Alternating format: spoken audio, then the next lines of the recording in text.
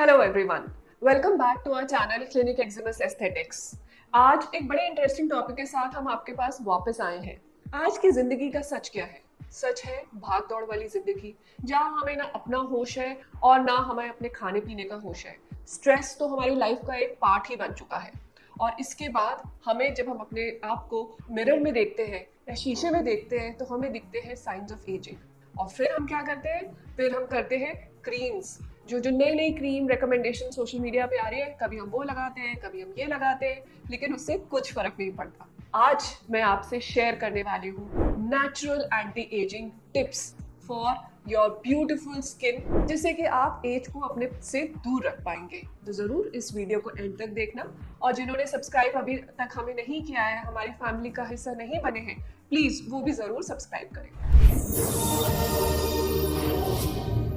अब एजिंग को समझने से पहले ये जानना जरूरी है कि एजिंग सरफेस से नहीं, डीपर लेवल से होती है। एजिंग बॉडी का एक रिस्पॉन्स है जो कि इतनी सारी जो सेलुलर डैमेज है उसका एक क्यूमुलेटिव इफेक्ट है। सेल के लेवल पे डैमेज होती रहती है, फ्री रेडिकल्स इकट्ठे होते रहते हैं और धीरे धीरे वो सेल फिर ऑर्गन और इस तरह आपके ऊपर वाले टिश्यूज में भी आने लगते हैं। तो अगर हमें एजिंग को बीट करना है या हमें एजिंग से बचना है तो सबसे पहले हमें एजिंग को एक होलिस्टिक पर्सपेक्टिव से देखना होगा। होलिस्टिक मतलब diet and exercise, stress management and definitely skin care routine. अब आते हैं डाइट एंड एक्सरसाइज पे। सबसे इंपॉर्टेंट चीज ये समझने वाली है कि स्किन के लिए कुछ विटामिन्स बहुत एसेंशियल होते हैं, जैसे ए, सी, डी, ई एंड के। साथ ही साथ उसको चाहिए बहुत सारे एंटीऑक्सीडेंट्स। आप अपनी लाइफ में इनको इधर एज सप्लीमेंट्स ले सकते हैं जो कि टैबलेट्स की फॉर्म में होते हैं, या नेचुरल फॉर्म में ले सकते हैं जो हमारे ट्रेडिशंस ने इतने सालों से हमें बताया है, जैसे कि त्रिफला, जैसे टर्मरिक यानी कि हल्दी, नीम, अश्वगंधा, आंवला, गिलोय, रोजमेरी। ये पोटेंट हर्ब्स हैं जो बहुत अच्छा रोल प्ले करती हैं एज पोटेंट एंटीऑक्सीडेंट्स। आप इनको लोकली भी लगा सकते हो फेस के ऊपर और इनको आप खा भी सकते हैं। तो जरूर अपने डेली रूटीन में इनको स्पेस दीजिए। साथ के साथ आती है इंपॉर्टेंस ऑफ एक्सरसाइज। मैंने देखा है कितने सारे पेशेंट्स मुझे रोज आके बताते हैं कि जैसे मेरा 40+ एज हो गया, मेरा वेट कम नहीं हो रहा, इसलिए मैंने अपनी वॉक बढ़ा दी है, मैंने अपनी जॉगिंग बढ़ा दी है। इंपॉर्टेंट चीज़ ये है कि 40 के बाद बॉडी में बहुत सारे डिफरेंट लेवल के चेंजेस आते हैं। अगर आप अपनी कार्डियो एक्टिविटी बढ़ाओगे तो आप मसल लॉस करोगे, और अगर मसल लॉस होगा तो बोन लॉस होगा, बोन लॉस होगा तो एजिंग आनी ही आनी है। इसलिए आप 40 के बाद या इनफैक्ट आप 35 के बाद भी अपनी कार्डियो एक्टिविटी को कम करिए।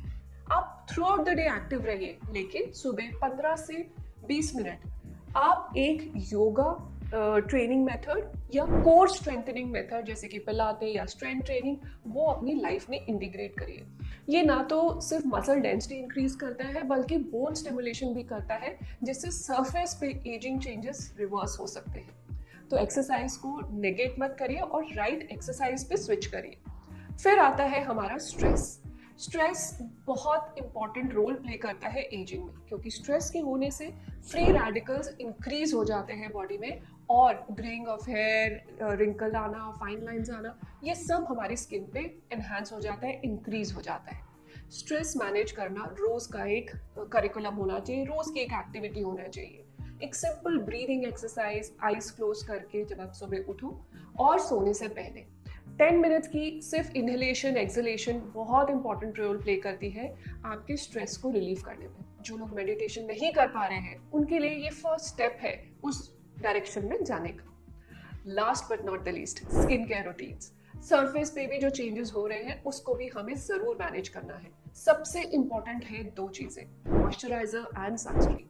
आफ्टर क्लेंजिंग योर फेस एक हेवी मॉइस्चराइजर जो आपकी स्किन के हिसाब से हो और उसके अंदर रिपेयर कैपेसिटी हो, वो आपको अपनी लाइफ के अंदर इंटीग्रेट करना ही है। और साथ में सन प्रोटेक्शन। सन प्रोटेक्शन बहुत बड़ा कॉज है एक एजिंग स्किन होने का। इनफैक्ट एक पिक्चर भी फ्लोट हो रही थी सोशल मीडिया पे, जहाँ पर एक पर्सन ने हाफ फेस पे सनस्क्रीन लगाया था और हाफ फेस पे सनस्क्रीन नहीं लगाया था। जिस तरफ सनस्क्रीन लगा हुआ था वहाँ पर डैमेज कम थी और जहाँ नहीं लगा हुआ था वहाँ एजिंग बहुत ज़्यादा थी। So sun blocks are very very very important. ये नहीं कि आप जब लेटर इन लाइफ इसको शुरू करें। जितना अर्ली इन लाइफ आप शुरू करेंगे उतना ज्यादा आपको ये बेनिफिट देगा।